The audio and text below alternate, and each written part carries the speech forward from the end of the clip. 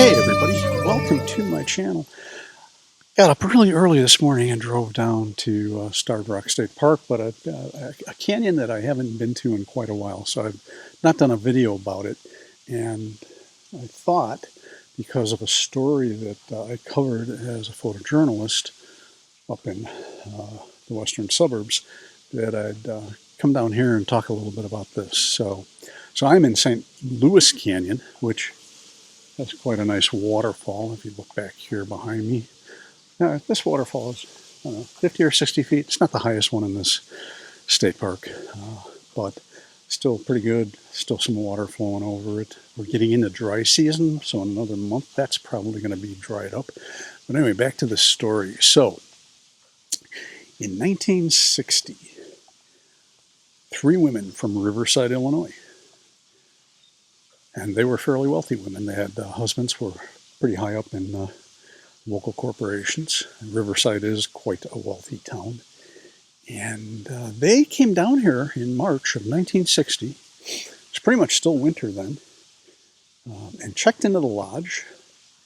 And then after they checked in, they wanted to take a hike. So they went out and hiked over here to St. Louis Canyon, which is about 1.5 miles, a couple kilometers from the lodge.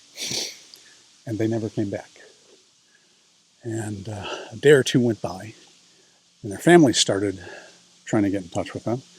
The family talked to the authorities down here and said, "We don't know what happened. They're not getting back to us at all. We left messages at the lodge, and we haven't heard back." So they put out a search party, and the search party came over here and found them. Actually found their bodies. And their bodies were actually in one of these caves over here. So probably this one right here. And brutally beaten. So they had to remove the bodies. The night after they were murdered, it snowed very heavily. So coming in here through heavy snow and then trying to remove them was a pretty tricky operation. But then they did an investigation, and the Will County State's Attorney was appointed special prosecutor. This is not Will County, this is LaSalle County. Will County is further east from here. And they eventually kind of focused on a young guy who was a dishwasher at the lodge. And not a real well-educated guy. And he had gotten in trouble with the law previously. And so they really went after him and eventually kind of got a confession out of him. And what I'm going to do is I'm going to link to the story we did down in the description. It's in the Riverside Brookfield Landmark paper. But there's some real strong evidence that he didn't do it. And he had an attorney up until last year when he died. He was paroled in 2020.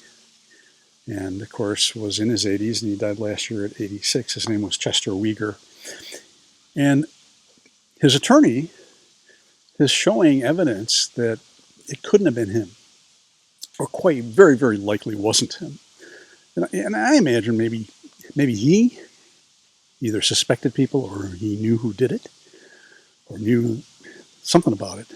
But they eventually got a confession out of this guy, which he recanted. And they put him in prison for most of his life. I decided to come down here today and just get some photos of this area. It's really quite beautiful, and